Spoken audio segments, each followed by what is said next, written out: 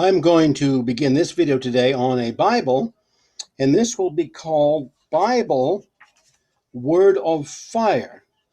Now, the reason we call that because this Bible itself, as you see the cover, does call itself the Word of Fire Bible.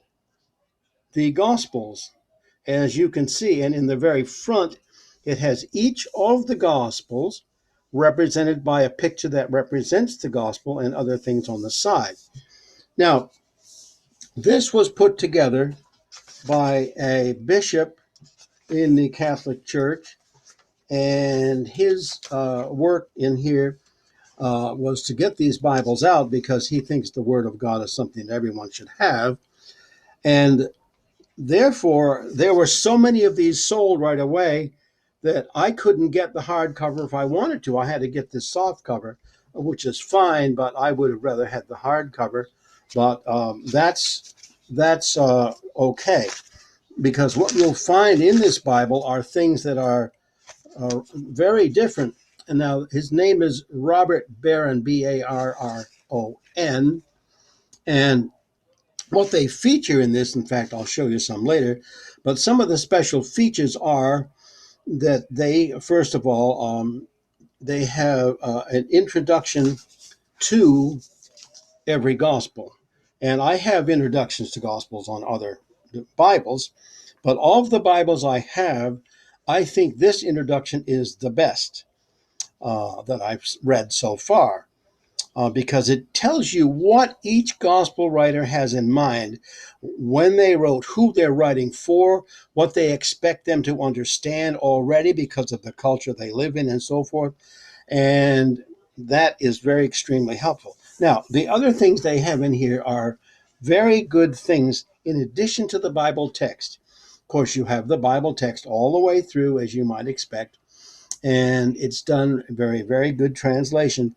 But they also have articles and commentaries. Now, for example, they will have a commentary or a homily on the book of Matthew by St. John Chrysostom, who was in one of those wonderful church fathers who were Eastern Orthodox fathers. So they'll have a commentary. And then E.K. Chesterton, he will have an article called The Everlasting Man. Also, um, they have Bishop Barron's commentaries in here, of course, which are very good. And they have Greek word studies. For instance, when you're going through here and you're reading something and they will have comments on it, they will also occasionally have a Greek word study that will show you exactly what that word means in various languages and so forth, so that way you can understand it better. Now, also, they have pictures in here done by famous artists that represent many, many things in the Gospels. Now, this is done by a man who was particularly considered a great art interpreter. So when he sees these pictures and they put them in here for you to see, this author of those pictures, about those pictures, will put in there exactly why he made that picture the way he did and show you various parts of the picture so you can see exactly what they were put in for and how they were put in.